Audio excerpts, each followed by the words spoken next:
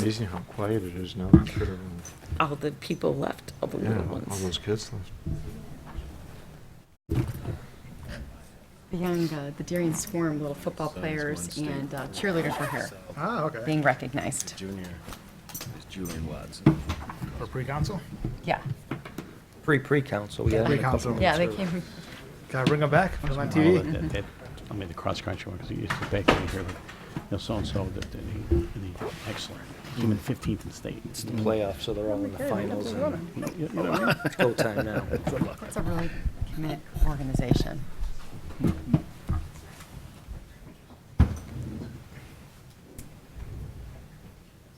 We're going to start our council meeting in 15 seconds.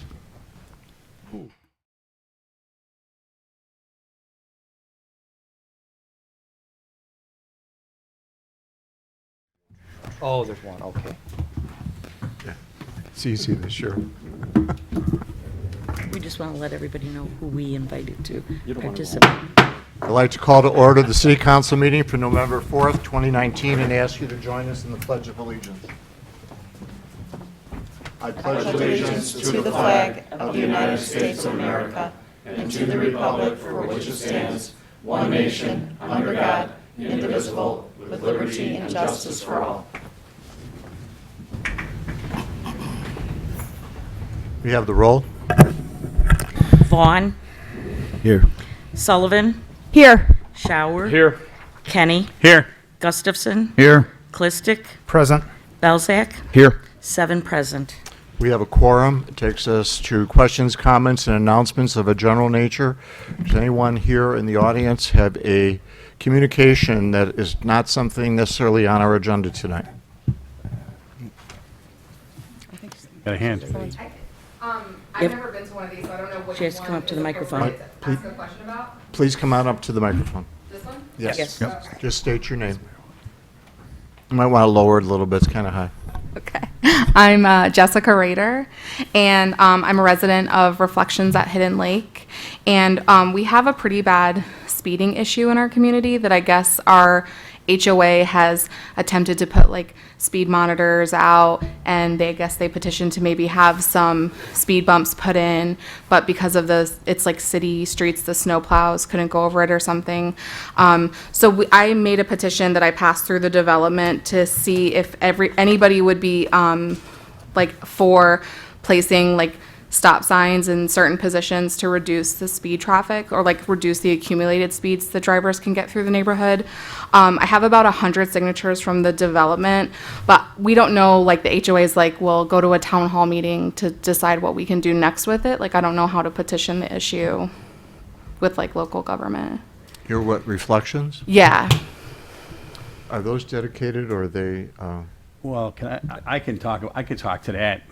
Oh, okay, perfect. Because I used to live in Reflections, and, Oh, and perfect. it used to have the same, when I was there 15, 16 years ago, it was the same issues then. Yeah. Because of the different traffic codes, the different traffic studies come up.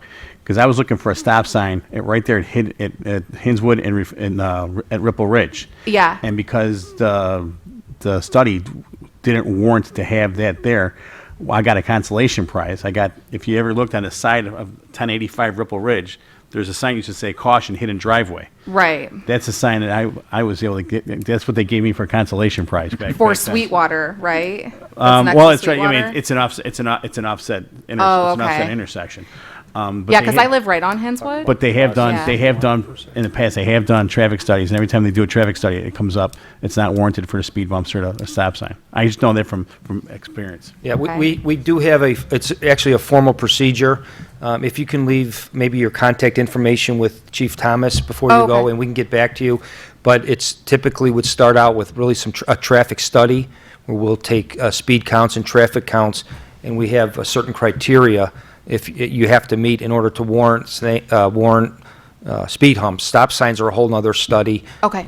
We just can't put those up without background analysis. Okay. So we'll certainly, if you leave your information, we'll get back to you with that and follow up. Okay, and then do you want me to email these petition signatures? It's the best if, Joanne, do you want them for the record, or? Yeah, they should be turned in, because if it goes to Yep. committee, the committee would need that also. Do you want paper or PDF? Original. Okay. give these. Thank you so much. Thanks. And the survey we have is also a part of this. It's a formal survey we've developed so that you might have to do some of that again, but we'll get back to you right away. Okay, all right, thank you. Is it a certain day and time by chance? You could let our police chief know. So it's like, 7 a.m. to 9 a.m., 5 till 7, Monday through Friday generally, or general. I would say it's probably between like 3 and 7. So the evening rush hour. Yeah, evening Okay. is pretty bad. Yeah. Thank you. Takes us to our approval of minutes. We're looking for a motion to approve the minutes of October 21st, 2019. Motion by Alderwoman Sullivan, seconded by Alderman Kenny. Any questions, comments, additions, deletions? If none, then the roll. Sullivan, Yes? Kenny, Aye. Belzak, Aye. Clistic, Aye. Gustafson, Aye. Shower, Abstain. Vaughn, Aye. 6 ayes and 1 abstention. Minutes for October 21st are approved. Takes us to receiving of communications. Do any of the aldermen have communications for the council? Alderman Kenny. Thank you, Mr. Mayor. I received a communication from Betty Wilson, 7200 block of Whittier, talking about the Direct Connect. That Hinsdale South does a lot of great things, but Downers Grove South does a lot of great things too, and we rarely see anything in the Downers Grove South. So I told her I would mention it here tonight. We'll put information in Direct Connect if we get information sent to us for Direct Connect. Anyone else? All right, it takes us to our mayor's report. We're very happy tonight to have with us Mayor Steve Cherico of Naperville and Mayor Frank Trilla from Willowbrook. As you know, we're looking to rejoin the DuPage Mayors and Managers Conference. We also have Suzette Quintel, the Executive Director. I don't want to ignore that. And I asked Mayor Trilla, who is going to be next year's president, and Mayor Cherico, who is this year's president, to come here tonight to make a presentation as to the benefits of our rejoining the conference and to answer any questions that you might have. Steve and Frank and Suzette.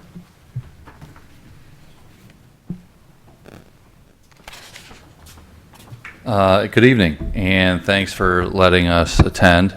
My name is Frank Trill. I'm the mayor of Willowbrook, and we reached out to Mayor not too long ago about considering joining the DuPage Mayors and Managers.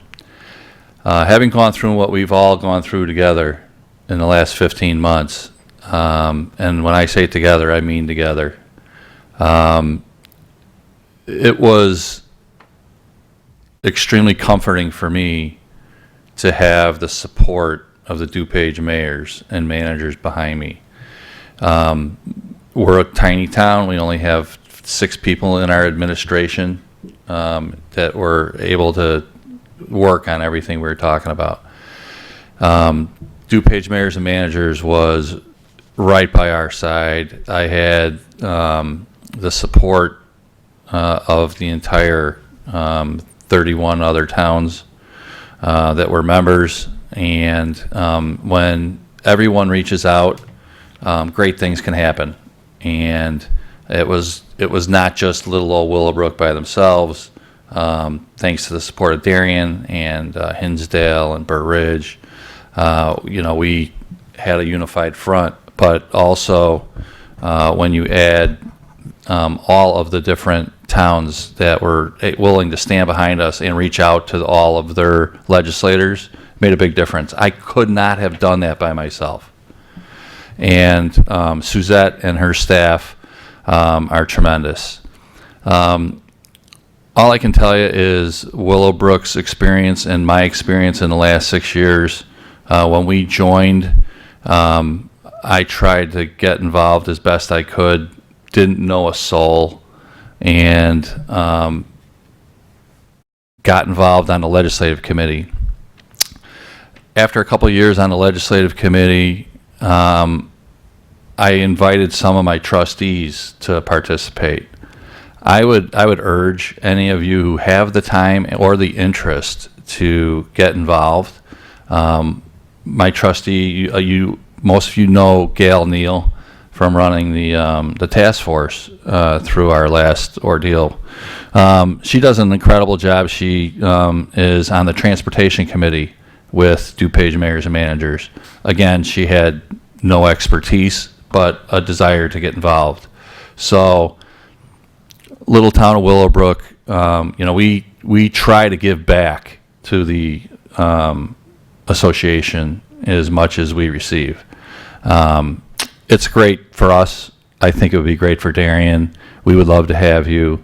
And I'm going to let Steve take the lion's share because he's the big honcho. So I hope that you consider us. We'd love to have you. And I'd like to introduce Steve Cherico, the mayor of Naperville. Thank you, Frank.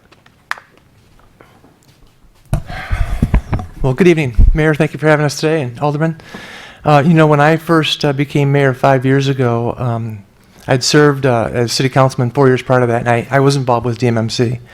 And when I was elected mayor, one of the first things I had done was I went through and I did an audit on all the memberships that our city was involved with in every department. And it was really surprising to me, the numbers, because memberships aren't just the cost of your annual membership and fees. It's travel, and it's all the things that we send employees to for training. And there's a lot of it that was just redundant and unnecessary, and some of it was just simply wasn't a good value. And so in the mayor's office, I had canceled several organizations that we were involved with, and it was tens of thousands of dollars. But I'll tell you that DMMC was one that we kept. And it was just because, as I look at it as the return on investment, it was just a good investment for our community. And to give you an example of that, probably the most glaring one in the last couple of years that hit home and it affected Darien as well, it is the work that we did as an organization on the protection and the refunding of the LGDF fund. This was a fund, as you know, that the state had taken 10% of the money that they pay us, which was a significant amount of money for all of us. We worked hard as an organization, and I truly believe that it was our effort that got it back to 5% where it stands today, and kept it from going to 15 or 20%, which is the direction they were trying to go. That one issue that we worked on paid huge dividends for all the municipalities in the state. So really, really important stuff. The organization has a lobbyist, and so when we have situations that does require, some work in Springfield, we have that resource. And as Frank mentioned, just having the power of 32 communities behind you is really important when you have an issue that might be just your issue, as Frank had experienced, but it could be something that involves all of us, and oftentimes, usually it does involve all of us. There's a lot of things that we share as an organization, protection of our local control and the local funding that we all get in the state. These are things that we all have in common that we always have to fight for as a group, and together we are much, much more effective. So, we really look forward to having you guys back. It is, I think, if nothing else, a great resource to get involved, to meet people, and to share best practices. Alderman, if you can do it, do it. I'm telling you that our best members are the ones who are involved. They get back much more than they put into it, especially when they take part in these different boards and commissions that we have. It's worth it. Legislative is a big one. It's a huge commitment, but that's one that both Frank and I served on. But I will tell you, you'll be on top of what's going on in this state legislatively, and you will make a difference if you can do it. So, again, we're very excited. I'm happy to answer any questions if any of you have any about the DuPage mayors and managers. But I know that you've gotten the pitch from the mayor here as well. So, Frank, Steve, could you talk a little bit about the legislative committee? Because I brought that up several times, and I think Mayor Trilla mentioned that when he was working on that they looked at something like 6,000. That's right. Last year was 7,000 bills. 7,000 bills. That's the number of bills that we had in Springfield last year, and so we have staff at DuPage Mayors and Managers, and we have a committee, and they do a tremendous amount of work on this, but they dial it down to sort of our action bills, the ones that were always on our radar screen. And I think that was still about 600, wasn't it? Yeah. So it's still it's just an incredible number.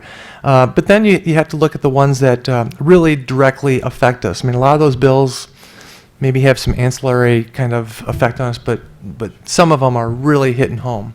And so we'll get together with those. We'll come up with a legislative action plan and categorize our top maybe 5 or 6 that we had to focus on. And then we get commitment from the rest of the municipalities in the city, in the county, and we work our legislators. And we have many coffees and events where we can get our legislators together. We go down Springfield Drive Down, invite all of the aldermen and mayors within the DuPage County. We have a great turnout for that. We oftentimes, I don't know how many, what was our last total on that? Last year was I think, probably the best year. We met with, get this, we met with the governor. We met with 3 out of 4 of the leaders. So we just didn't meet with Leader Madigan. But the other 3 leaders we met with. We met with, some people met with, some people that did meet with Madigan, as I recall. No, he actually didn't come in. He didn't, okay, all right. So we, to get down there and to be able to have a interview or a session with our top leaders in Springfield was, that was pretty impressive. And so that was a big part of our the lobbyists that we have, but also a big part of that just because we're DuPage County and we should carry some weight down there. And so it's good to know that we can when we stay together. Mayor, we are part of the Illinois Municipal League and the Mayor's Caucus, and if you could just do a quick maybe explanation of the gaps that exist. If you're in IML, why would you need mayors and managers, and maybe the gaps and the overlaps, I think would be interesting for the group to understand. Sure. So, there is a difference, first of all, just in their structure. DuPage Mayors and Managers is a COG, so we're a council of government, and IML is not. They're sort of an association of all the municipalities, of all the COGs. And so we also are a member of IML. I actually just was serving on the Public Safety Pension Task Force with IML, the working group, I should say. So they do different things. There's a lot of things that IML does that benefit perhaps the city, Chicago, or south of I-80, that doesn't have any benefit to us, and we might not even agree with. And so we try to be supportive of the other COGs and with IML. And most of the time, we're on the same page with them. We certainly are in the case of the pension work that we're doing right now. But DuPage County has its own issues. Oftentimes, as you know, DuPage County is used as a cash register for other parts of the state. It happens all the time. And so that's one of the things that we collectively have in common that we need to protect. If you look at the money paid into Springfield from DuPage County compared to the benefits that we receive, it's not good. All right, it's never been good, and it's just not good. The rural cities in southern Illinois get 2 to 1 for what they put in, and we get about 10 cents on the dollar. So, we can do better. And this is what DuPage Mayors and Managers focuses on just for DuPage County versus IML, which is really the whole state. And again, it's a great organization. As I said, we're a member of it, and we think it's a great value, but just different. Sure. What about Choose DuPage? How do you interface with Choose DuPage? Yeah, all the DuPage County organizations, whether it be the Visitors Bureau or Choose DuPage, the county itself, we work very closely with. We have several intergovernmental meetings. We talk about, we get updates constantly on county work that's being done each week. And so, and we have representatives we have our district meetings where representatives from each of the districts will get together and sort of just specific to their issues meeting on a quarterly basis. And so we're in District 5. That normally a discussion would be about transportation issues because that would affect areas in multiple towns, and so those are good meetings to have. But I mean, generally speaking, it's look, we have the same tax base as the county does collectively, And so, they're all the same voters and constituents, and so it's important that we're working together and not rowing in a separate direction. But we have a very good relationship. Also, the chairman, does a mayor's breakfast I think every quarter at this point. We meet and just sort of get an update from him on what they're working on, what their goals are, and what we can do as a county to move the needle a little bit. You mentioned the different committees and the level of involvement communities have. I have several aldermen who I think would like to become part of different committees. If we come in now at half year like that, is there a possibility they can start that action immediately? So I think we do that annually. Yes, but we can make additions with the committee director approval. We can make additions. Yeah. Typically we do it annually, but look at we want people to get involved, right? And there's a lot of work to do. This new CMAP, the rules that we just did for federal funds and how that money gets appropriated, I mean, this is a huge deal, and the work that this committee is doing is just outstanding. This is stuff that small community, even a community like Naperville that's pretty resourceful in terms of staffing, we would never be able to have done this on our own. We just don't have the resources. Small towns, there's no way you could pull it off. So the work that this group has done to understand and learn and also be a part of, creating the structure around how this all works now. This is hundreds of millions of dollars of federal funding that is being decided by a small group of people. And understanding how that money works and how it gets distributed is really critical. And just understanding how an application process is scored. And this committee has done a tremendous job on that. So, I mean, we have lots of opportunities, and we would love to have anybody who is willing to serve in that capacity to get involved, because there's a lot of good work to do. Any other questions for Mayor Jericho? As you guys know, this is something that I've seen the benefits of already by my limited participation, but I will tell you that I'm getting emails from mayors of other communities. Frank Savarino, Rich Veenstra are all sending me emails welcoming me, inviting me to come to Addison, inviting me to come to Carroll Stream. And that's a nice feeling to know that you have connections with mayors who've been in office 10, 11 years or more, who may have gone through something that you will go through as a community, and now you have another resource. I mean, we have a wonderful staff here at the city, don't get me wrong. And Mayor Trilla's friendship has been wonderful, as has my relationship with Mayor Grasso. But to be able to call a mayor up in Addison and ask him how he dealt with this, or the mayor of Naperville and how he dealt with this, it is really a benefit for me. But this isn't just a benefit for me, this is a benefit for all of you, because you're all going to have an opportunity to interface with your colleagues from other communities. When I used to go down on the drive downs, I mean, when I got elected in '97, we were doing the drive downs, and we'd go down on that, just on the bus together. We had a great time just talking. Then we'd eat together. We met all the state legislative leaders at that time. We went on the floor. We met Jim Meyer when Jim Meyer was one of our state reps. So it was just a tremendous benefit for us as aldermen to be able to go down on those trips and meet with one another. So for all of us, not just for me, this, to me, I think is a great benefit for the city. And it's like I said, I think it's time Darien has an impact on what goes on and has a say in what goes on, and lets everyone know that we have a say in what goes on. So this will be coming up for a vote at our November 18th City Council meeting. I wanted you here tonight because I wanted to have the council hear directly from the current president and the incoming president exactly, the benefits to this organization.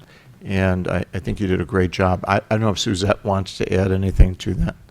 The mayors have covered it. Happy to answer any questions. Suzette just told me that if we're approved and we get voted in and we pay our fee, I got to get a 4x6 flag of the city of Darien for their conference. That's right. In our conference room, we have a flag from every municipality member. So, well, thank you very much for having us this evening. We really look forward to you becoming a member and And that would leave us one city short in the entire DuPage County of full membership, and so we're gonna get them too. And So. thank you for taking the time away from that steak dinner tonight.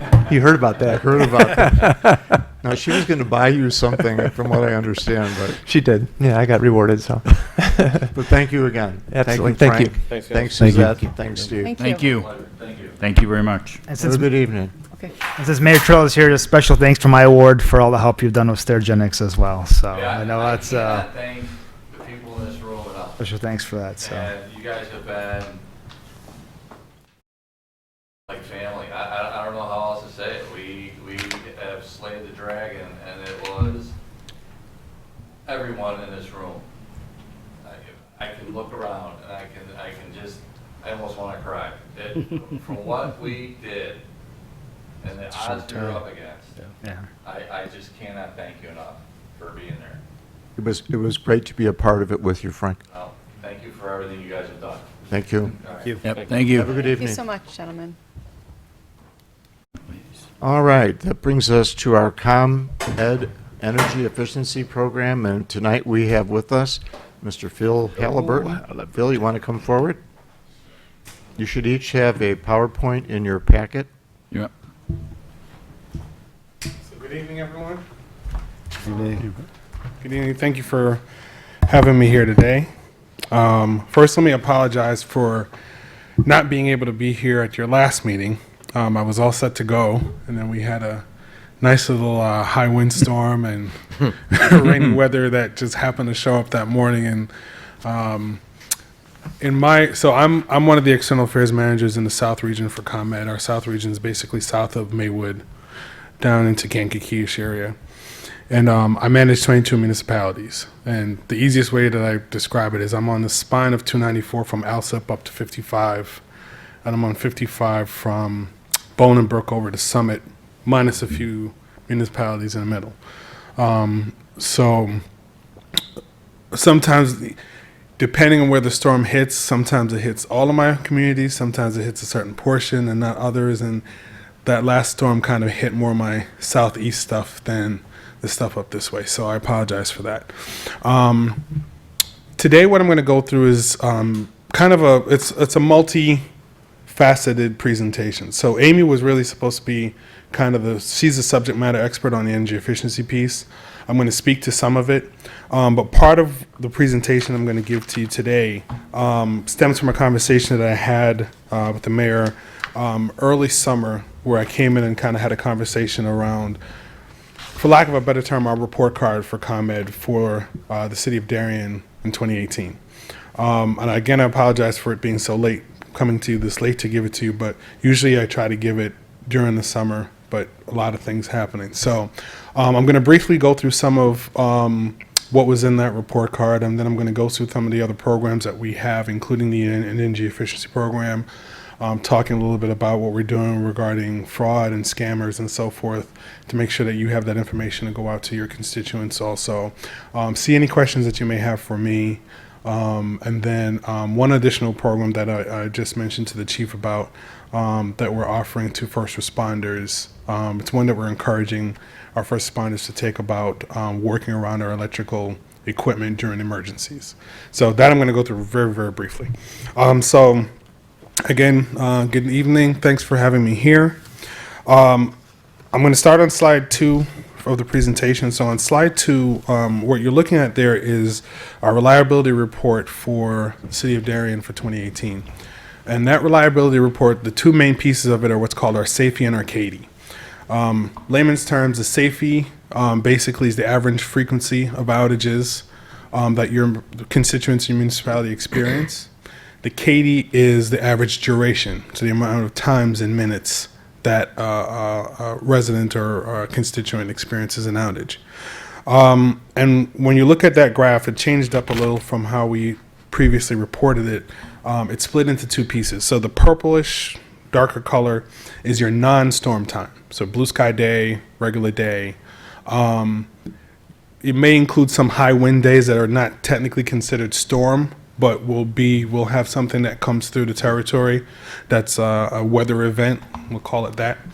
And then the yellow adds in if you're in a storm. So if we have like a microburst that came through or a huge snowstorm, that kind of thing. For the city of Darien, you guys are at a 99.99% reliability rating, which is fantastic. ComEd has done a fantastic job, I think, in the last, I'd say 5, 6, 7 years of doing a lot of upgrades to our system through the EMA bill, our Energy Infrastructure Modernization Act bill that we had support from a number of municipalities on, from a FEJA bill, again, that we had a number of support from the municipalities on, that has helped us to be able to do the investment in the community and to upgrade our equipment. And so that has helped to cut down on outages and issues that come up on the system, do some storm hardening.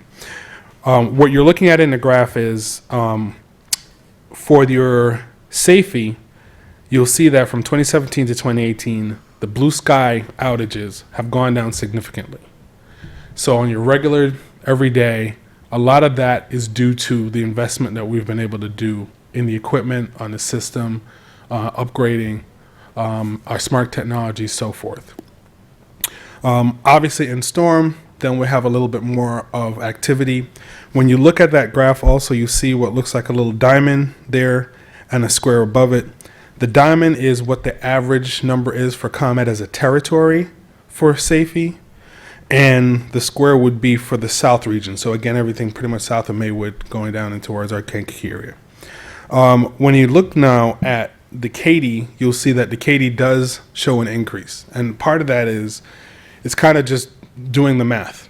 A lot of the outages that we've been able to when we cut down on the number of outages, what ends up happening is the ones that we really end up having, the longer majority of ones are the ones that are the more serious outages, the ones that take a little bit more time. So it could be, and I'll give you a perfect example, car versus pole. The pole's a transformer pole, so that transformer now falls with the pole, takes that out. It's not as simple as just putting the wires back up and putting a pole back up. You now have to go get a transformer, bring it in. There's environmental cleanup possibly, depending on, there's a lot that's involved in something like that. And so it ends up adding time to the outage.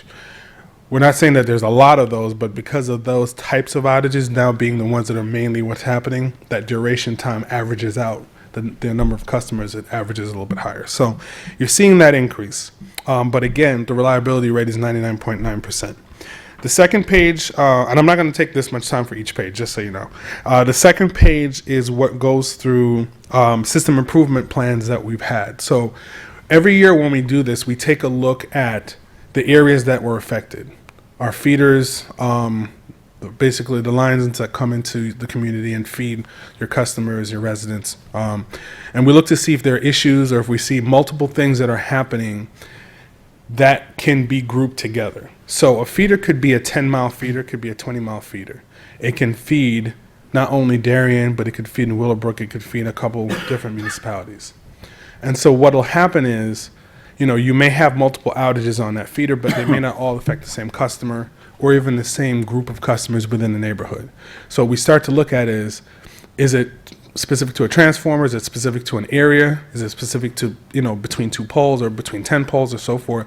And then if we see that there's things that are affecting that area, and I'll give you a perfect example of that is trees. We have a lot of, so I'm originally from New York, moved out to Illinois about 4 years ago. Illinois loves trees, loves trees. And so it's amazing to, most of my communities, our residents are very, very protective of their trees. And so we are very cautious, and we work within our guidelines to make sure that we trim within our proper rules and regulations to make sure that the tree stays healthy, but we're able to provide service to our customers.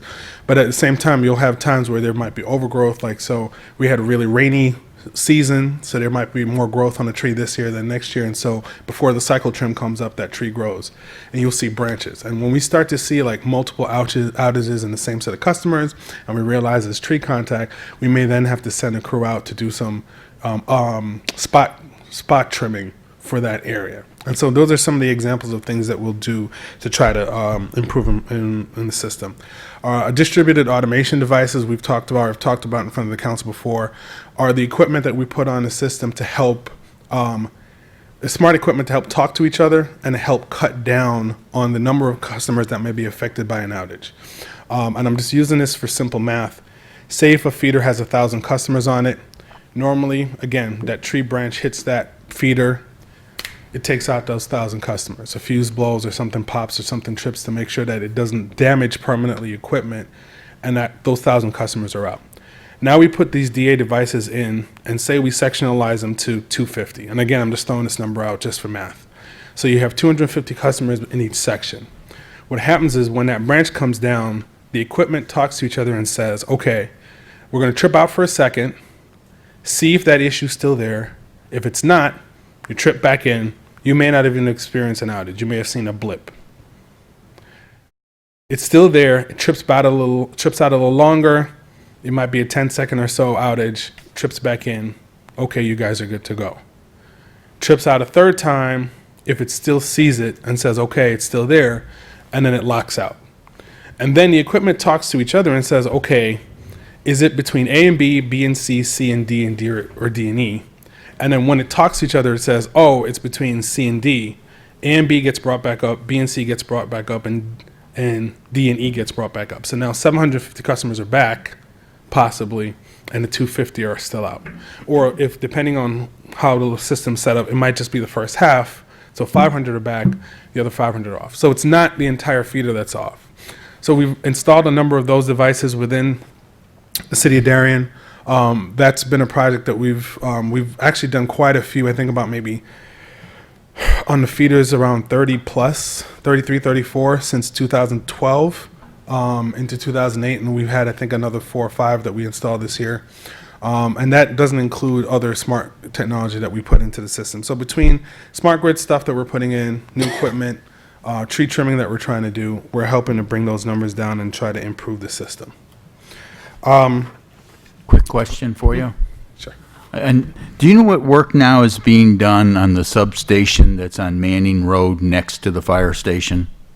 There's been quite a bit of work that's been done there. I know they were digging a large hole and putting some stuff underneath. I wasn't all sure. I'd have to check specifically as to what the work is. I know we've been doing, so with our smart grid work, we've also been doing some upgrades on some of our substations. Okay. I know some substations we may have completed already, some we may be doing.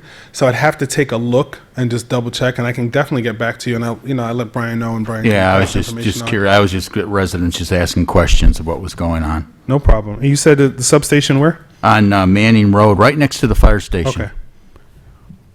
Not a problem. I'll get Thank you. back to you. So the rest of the packet I'm going to go through fairly quickly. So, as part of our community outreach, we also come out to the community. We have our marketing team come out and we talk to the residents and talk to our partners basically in the community. So I know last year we had attended Darien Fest and we had actually attended the fire department open house. These are just a few photos that we had taken that day. That's on page 5. Page 6, 7, and 8 kind of talk about an epidemic that we've seen that I've definitely gotten phone calls and emails from of different folks and coming out to your communities, your constituents, and doing different scams and trying to do different things. And so one of the things that we wanted to make sure is that, the community understood that we hear you and we're working with you. We've got a website that's up, ComEd.com/scam alerts, where residents can go to and kind of see and learn about the different things that they're hearing about and different things that they should know that ComEd does do and ComEd doesn't do. You can also, if someone calls or somebody approaches one of your constituents, they can always call our 1-800 number to report it. So if somebody comes to their door, knocks on their doors and tells them, hey, we're with ComEd and we're trying to sell you XYZ, or we're with ComEd and you owe us money, give us cash, that's a scam. If you feel you're in danger, definitely call 911. And then after that, let us know what's going on so that we can update our system and know where to go. Page 7 just goes through things that you might hear from a scammer. So again, they may call you, and that's the other thing is with technology now, it's a lot easier, unfortunately, to do some of these things. So they may call you, and your caller ID might come up ComEd, and it's probably not us. It's usually not us. And they may tell you, oh, well, X, Y, and Z, if you have any questions, call us back at XYZ number. The only number you should ever call is our 800 Edison 1 number. That's the number that's on your bill. If you're ever in doubt of anything, call the 1-800 Edison 1 number, which is also on the next page up. It's 800-334-7661. Call that number and make sure you talk to our folks at that number. We will never call you and ask you for your account number. If we're calling you and telling you that you owe us money, or if somebody calls you, I shouldn't say we, but somebody calls you and says, hey, you owe me money. Oh, by the way, I need your account number. Well, how do you know I owe you money if you don't know my account number? I have people calling me now literally daily. Hey, your social security number is in jeopardy. Hey, my extended warranty on my car is in jeopardy. What's the make and model of your car again? If you don't know the make and model of my car, how do you know my extended warranty is out? So, they'll do whatever they can to try to get you. And so these are things that we're just trying to make sure the public understands. We'll never ask you to do a prepaid card over the phone. I don't know if Green Dot still exists, but any of those kind of Green Dot scams or any of those Bitcoin. No, we're not asking you to send us Bitcoin or anything like that. Cryptocurrency. So those are things that we just want to make sure the public knows about. And again, if you have any questions or you want to be informed, just make sure you call our 800 number. Page 9 goes through what our typical folks that you will see out in the field are dressed like. So you will see a ComEd vehicle. Usually it's a white vehicle with the ComEd logo on it. Our field crews are in PPE, so they're in their fire protective gear, safety vest, hard hat, safety glasses in some cases. They will have an ID now. Most of our field folks, the ID will look almost identical to this one, except they usually just have their first name on it. It may not have their last name.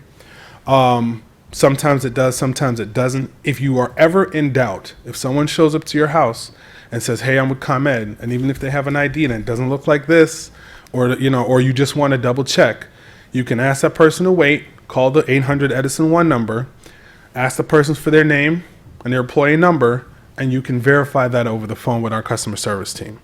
So there's no, and every ComEd employee knows that they can do that. So there's no reason, if I show up to your door and you're like, are you really ComEd? What's your employee number and your name? And I'm like, I don't want to give it to you. Then you can say goodbye to me. And that's how it should be. So just giving you that update on that. A couple programs that we have, residential hardship program. If you or any of your constituents are in need of some financial assistance through ComEd, the customers are eligible up to $500 once every 2 years, depending on the criteria, which is up to, I think, income eligible up to 250% of the federal poverty level. We also have these programs. This is part of our CARE program, which is also what was funded through our EMA and our FEJA bills. We also, with that residential hardship program, also have a CHAMP program, which is a program that we do for our military, active and retired. Our active military, if you are out, obviously serving our country, we want to make sure that if you're having some kind of hardship also that we can take care of you because you've taken care of us. And so this is a program that we have up to $1,000, I believe, every 2 years for military. We also have one for non-for-profit. So if you're a non-for-profit, you can do up to $2,500 up to $2,000 every 2 years. And that's the same situation if you're a non-for-profit and you're obviously assisting the community and helping with the community, but you're going through some hardship yourself. If you meet the criteria, you can get up to $2,000 every 2 years. If you're a regular resident and you have some kind of issue where you're having hardship paying your bill in general, and it might be a temporary or it might be something that you fell behind, we can also put you on a payment plan. We can put you on deferred payment where we'll spread or an adjusted payment where we can take the past due balance and spread it out over a certain period of time for you to get caught back up. We can extend your due date. There are a number of the programs. Now going into the energy efficiency piece, which I'm sorry it took me so long to get here. So ComEd has a number of different energy efficiency programs that we do. We do a recycling program. If you have old refrigerators that, we'll come and pick the fridge up and we'll give you a $50 recycling cost for it. I believe the fridge has to still be working for that. We do Energy Star rebates on appliances. Some of those rebates you can go on our website and you can find out about, but we also partner with a number of different outlets. So you can go to, and it's not just for appliances, but you can do instant rebates on like your light bulbs. So you can go to Menards, you can go to Home Depot, and you'll see a section here where the price is automatically deducted, and it says through ComEd's program. We have the home energy assessment program, and I know NICOR was here, I think, at your last meeting, and Amy and I, again, we apologize for not being here, but the home energy assessment program is another great program that we do where you can call us, you can come in, or we can come in, and we'll do a free assessment. We'll walk through your home, and we'll talk to you about what we believe are your kind of energy hogs, things that are eating energy in your house, whether you still have incandescent bulbs, whether you have a refrigerator that's 20 years old, or a microwave, or something that's, whatever the items are in your house that we feel would be the energy hogs and are causing your bill to go up. We'll do that assessment with you, and then they'll do a portfolio and say, okay, well, here are the things that we can change out. We automatically come in and we do change out of your bulbs, unless it's a specialized bulb. That's the only thing that sometimes we're unable to do with some of those. But if you have incandescent bulbs, they'll switch them out to LEDs. If your faucet aerators, so for your sink and your shower, they'll do the aerators for those. And the part that we partner with NICOR is if you're a NICOR customer, if you're piping in the basement, your hot water pipes are uninsulated, they'll put insulation, like an insulation tube around it. Excuse me. So that's a program that we do. We also do that assessment for, it's a little different, but just so you know, we do that assessment also for businesses. So any of your commercial constituents, commercial customers, if they're interested in doing an energy assessment, we can come in, we'll do a facility assessment. Same thing with municipal buildings. So we have a public sector part of it where for the village hall, the city hall, for the police department, fire department, we actually have a number of different programs that we've done with different fire departments around our territory and police departments where we've changed out the lighting, and we've got some testimonial video on some of those. We'd be happy to send that to you also. But we've done a number of these programs where they are free to you guys, and it doesn't cost anything. We'll come in, do the assessment of the building. We'll say to you, here's what the cost would be if you wanted to do it. Here's what we believe your payback period would be. This is how much you would save every month on your bill. And we do that. One of the ones that I push the biggest is in the spring, just before you getting ready for summer, have us come in and take a look at your air conditioning units. A lot of times municipalities have someone come in and do service anyway.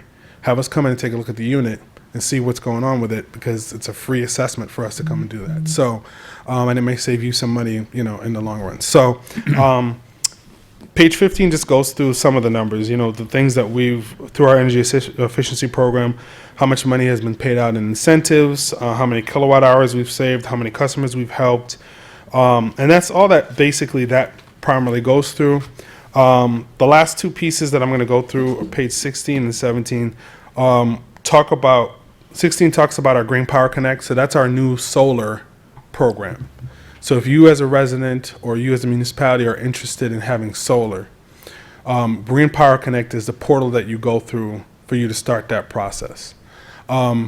There's pretty much, for lack of a better term, there's two different types of solar. Your rooftop, so your personal solar, so rooftop on your home, or if you have a business that you want to have it on your facility itself.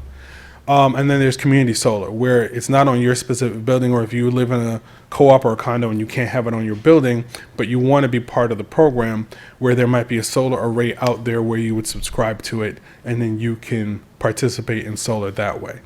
So this kind of just gives you some information on the website. One of the great things about the Green Power Connect web pages is if you want to check out what the potential could be for your individual residence or address, you can go in. They have a solar calculator where you can type in it the address, and they've mapped out the roofs of pretty much most of the roofs in our service territory, and it will tell you approximately on a general what the cost would be for a system for you, what your payback would be, certain things like that. If you sign specifically into your ComEd account and do it, then it will use your real-time data. So it will use the data that we've collected for your bills for the last year or so to give a judgment on how you would fare. And then the last page just talks about our social media. We're on Facebook, we're on Twitter, we're on a number of different channels, social media channels. We have our storm website, so you can check the storm map if there's any outages, there are any issues that come up. feel free to report it to us. And I'm going to stop right there because I know I went long, but sorry, it's a lot of info. Bill, I have a question. You talked about solar, and I've been getting emails the last few days from this, I don't know if it's emails or Facebook, where it says if you go with this company, you can keep Commonwealth Edison. You can join this solar group where you'll get solar in your house, and I forget the name of it. Is that legitimate, or is that some type of scam? So the way how it works is we have, so it depends. I'm not going to say it's a scam. So solar is a relatively new situation for us in terms of how this is rolling out for us. There are a number of developers that know, how to work the rebates that we partner with. So when you go, but we still tell you to do your research, just like anything else that you're going to purchase, a car or a house or whatever, do your research on the company. So if there are installers that will call you and say to you, hey, we're an installer, we know the ComEd programs, we can help you stay with ComEd, obviously, because you're going to still be with ComEd. When you put rooftop solar on your house, at night, there's no sun. You're going to be using ComEd. So, a lot of people may think, oh, you're going to be completely off the grid. That is not happening. You're not going to be completely off the grid. It's just that the days that we have sunlight, you're going to be generating or you're going to be pulling in from the natural resource versus from our system. And then at night or on cloudy days, dark days, you're going to be pulling from our system. And then again, do your research, because there's a max on how much of a system, what your capacity can be for our system that allows you to tie into our system. So you don't want to be oversold. I think the max is 120% of what your usage is the max, I believe. And don't quote me on that, but I believe that's what it is, that you can put for a system on your home. And if somebody tries to sell you a 200 and say, oh, you're going to get double back from ComEd, that's not going to happen. So you have to do your research on these companies. There are a number of different ones out there. I've seen ones in my neighborhood alone. I've seen Vivint. I've seen, I think Solar One is one of the other companies. I've seen a number of them. But I'd say to you, just do your research. And then when you go to the website also, you'll see some information on some of the providers. Any questions for Phil? Just real quick, back on page 3, you talk about the tree trimming program. Yeah. And it looks like you guys go through a 4-year cycle. Is that correct? So it looks like now, do I have this right, as Darien was last done in 2018? So not all of them. So what happens is you have more feeders than this in Darien. Okay. So these 3 were done in 2018. Okay. The municipality itself has a total of, if I can find it really, really quickly, you have about 20 different feeders that serve you. And it may not serve you specifically only. Right. It may serve you in the surrounding areas, but you have 20. So what happens is every 3 to 4 years, you do a cycle trim. And so we pick a number of the feeders, and we trim those that year and then move to the next set and trim. So in 2019, I'm sure you're going to have another set that were trimmed this year, and so on and so forth. Now, if a resident has a tree that they feel is potentially is going to cause an issue with the electrical line, do they call ComEd and give them a heads up? How does that work? I'm glad you asked that question. So it's an interesting question. So for the service to your home, so the line that feeds directly only your house, you as the homeowner are the ones that's responsible for that line. What will happen, though, and what we will do is, ComEd, if you say, so for trimming that, you'd have to hire a contractor to come in and trim it. You can call them. They can call us and say, hey, XYZ at 123 is looking to trim this tree. During normal business hours, Monday through Friday, 8 to 4, I think it is, we'll come out, we'll do the disconnect, we'll schedule it, so we'll work with you on it then the day. We'll come out that morning, we'll disconnect it. The tree trimmer will do what they have to do. We'll come back out the same day, reconnect you, free of cost. If you're doing it on a weekend or off hours, then there is a charge. There may be a charge that's associated with it, but Monday through Friday, no. Now, for the lines that are not the one that just feeds your specific house, yes. So if you've got a main line that runs behind your house, like a full feeder that runs behind your house, and you have a tree that goes into it, then yes, you can call up the 1-800 number, or the resident can call the 1-800 number up and say, hey, I've got a tree in my yard that's going into your lines. It's not the line that just feeds my house, it's the line that feeds the neighborhood. I believe it's going to be an issue. and we'll send someone out to take a look at it. Because one of the things that also needs to be identified is on a pole, there may be a number of different utilities on it. It may not just be ComEd. Right. Usually when you look at a pole, you may see a set of wires on the bottom, then you see a gap, then you'll see a set of wires on the top. When you see that, the wires on the top are ComEd. The wires on the bottom are usually telecom, so AT&T, Verizon, and so they're a different group. And so when we'll come out, we'll take a look at it and say, no, that's not going to affect us, and we'll be all right. Or we'll come out and say, yeah, you're right, and then we might have to do a spot, we call a spot trim. So that same, like I said, there might be an overgrowth that in that specific area, we'll do the same thing. And then that may also require an outage on a larger scale, but we'll do a call to our customers in that area and say, hey, when can you take this outage, or when will it be okay to do this outage? We need to do this trim, and then we'll do it that way. Okay, great, thank you. No problem. Anything else for Phil? One last thing, just to add into that for the tree trimming. During storms, because this is another one that a lot of our constituents reach out to you about.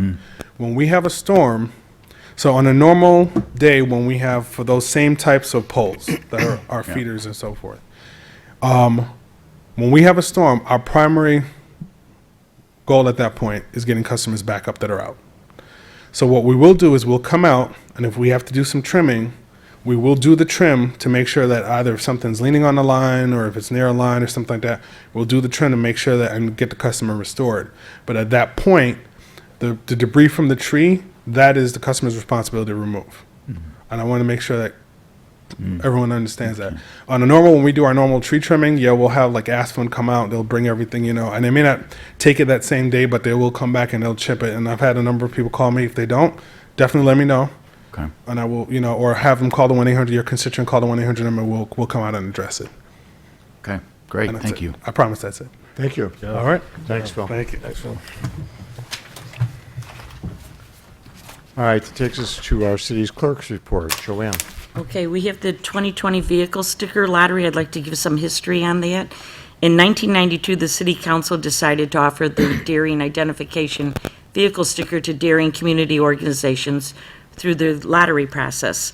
The following organizations were offered the opportunity to participate in the 2020 vehicle sticker lottery, and they included the Darien Chamber of Commerce, Darien Women's Club, Safety Village of Darien, VFW Darien Memorial Post 2838, Younger Than Ever Seniors, Darien Lions Club, Darien Youth Club, the Active Seniors Club, and Young at Heart Seniors. There are 3 provisions that must be followed. First, the funds from the vehicle sticker donations be used for community-related functions. Second, the winner in 1 year will not be eligible for the lottery for a 2-year period after winning. And third, the city reserves the right to withdraw this lottery due to budget constraints. The successful lottery winner will be responsible for purchasing identification stickers approved by the mayor and the city clerk according to their design, and offering the same to residents on a donation basis to be available on January 1st of 2020. The eligible Darien community organization that expressed an interest in selling the vehicle sticker for 2020, we only had one, was the Darien Lions Club. So therefore, there's no lottery. They're the winners. And then I have one other item, Mr. Mayor. Meet and greet with Mayor Marquez will take place on Monday, November the 18th at 6 p.m. here at City Hall in the upstairs conference room. Thank you, Joanne. City Administrator's report. No report, Mayor, thank you. Department head information questions. We just have the chief here tonight. Any questions for the chief? Greg, anything you want to share with us? Though? It's Movember, so You're growing it. accepting donations. I think they're up to about $1,500 for Men's Health Month. Thank you for doing that. All right, Treasurer's report. Mike? Thank you, Mayor. This evening, I'm requesting council's approval of warrant number 19, 2014, in the amount of $568,006.61 from the listed funds.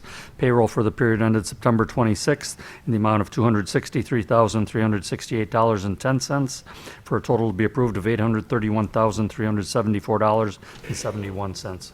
Motion to approve, Alderman Kenny, seconded by Alderman Belzak. Questions, comments?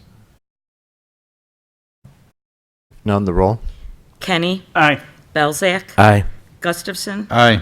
Vaughn. Aye. Sullivan. Aye. Shower. Aye. Clistic. Aye. 7 ayes. The warrant is approved. Standing committee reports. Do any of the chairmen have reports for the council? Alderman Belzak?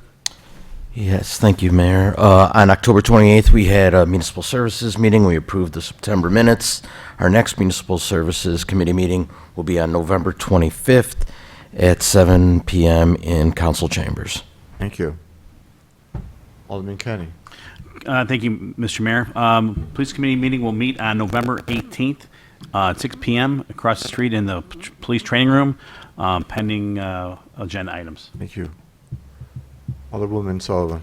The Admin and Finance Committee meeting met tonight at 6 o'clock upstairs prior to the council meeting, and our next meeting is scheduled for December 2nd at 6 p.m.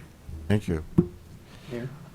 Michael? And the Police Pension Fund will have their quarterly meeting this Thursday, November 7th, across the street at the police training room at 7 p.m. To just review the quarterly performance as of September 30th of the Police Pension Fund. And since we're mentioning upcoming meetings, I'd like to mention that this Wednesday, November 6th at 7 p.m. here in the council chambers, the Planning and Zoning Committee will be holding a hearing that will deal specifically with the zoning ordinance regarding the establishment of a cannabis dispensary here in the city of Darien. So residents out there who might be interested in that topic, it's this Wednesday, 7 p.m. here in the council chambers. Takes us to questions and comments, agenda related. Anyone in the audience have any comments regarding our agenda?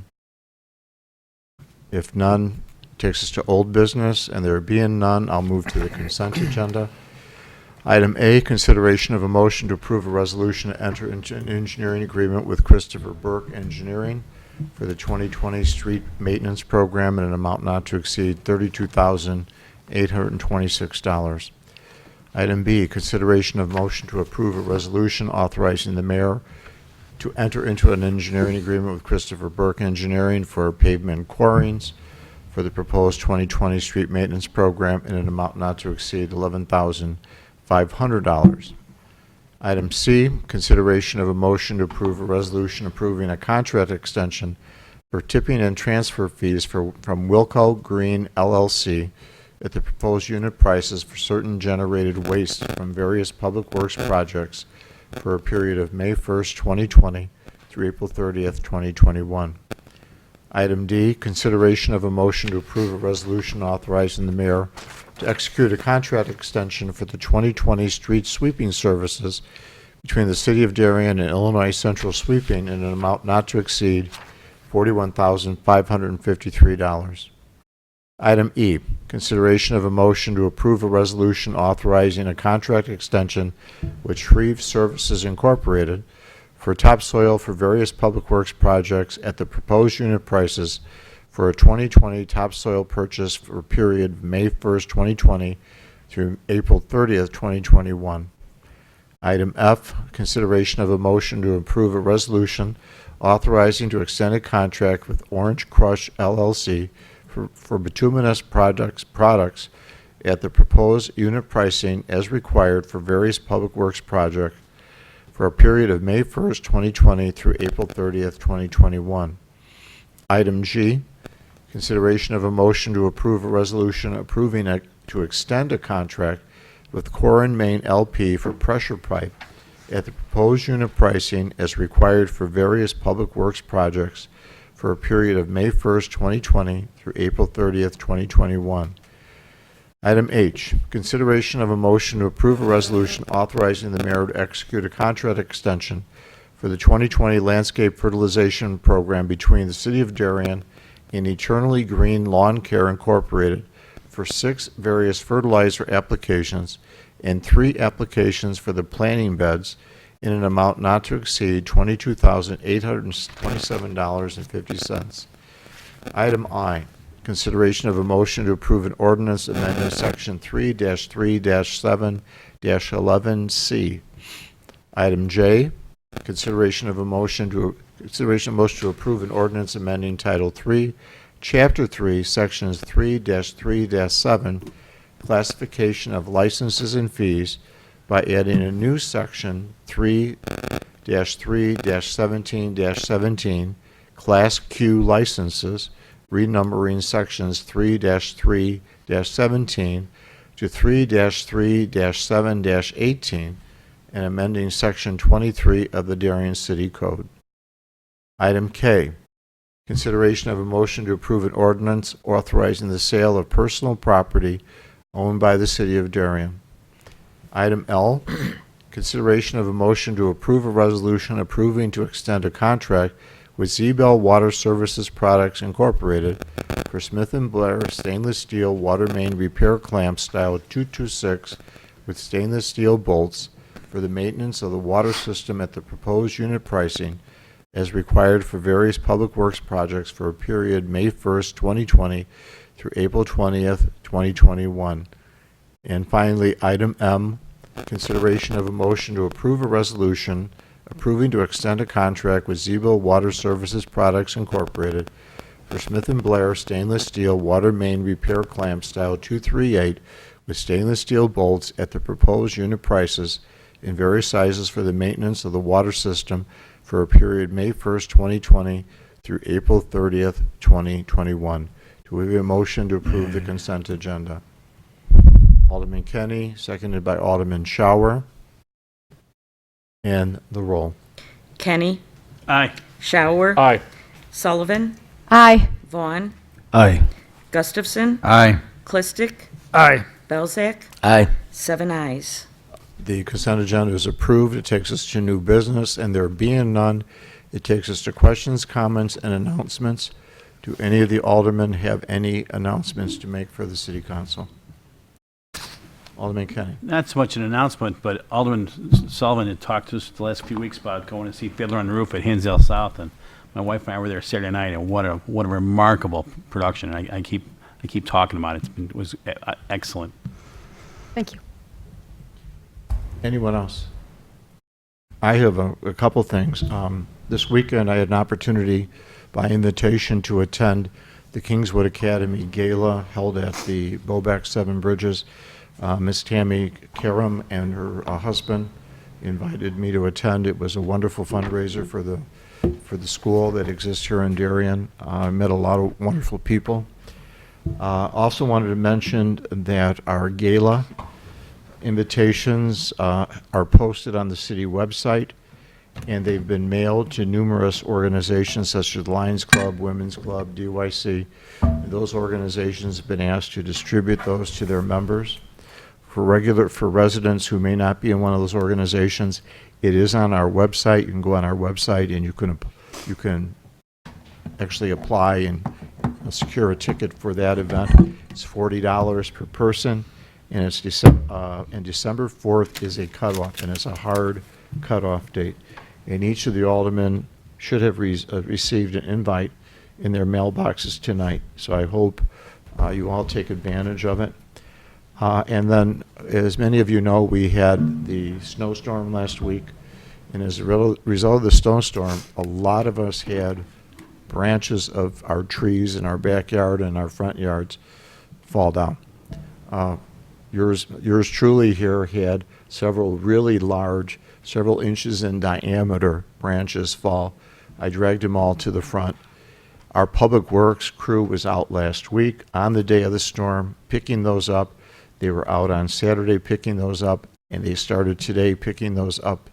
And I have to commend them for their work. I truly appreciate the work that they do. They make us look good all the time by their hard work. And so I hope none of you had to go through that, but if you did, I'm sure that the Public Works guys were out there and they picked up your branches. So I wanted to commend them and say thank you to them for their fine work. Anyone else? Have anything? Now, it's my understanding a lot of those branches are being picked up this week. Yes. Okay. Yeah. Just so people should realize that if they hasn't been picked up, it will be coming by through this They week. will be coming by. They did actually issue a separate direct connect addressing that, Yeah. which I thought was helpful. Right. Anything for the good of the group? If none, I need a motion to adjourn. Alderman Sullivan, Alderman Vaughn, all in favor? Aye. Motion. It's we're adjourned. Great. Did you email me pictures? I did, you know, I was trying to see how they. I didn't get it, so if you get a chance. Turning the microphones off.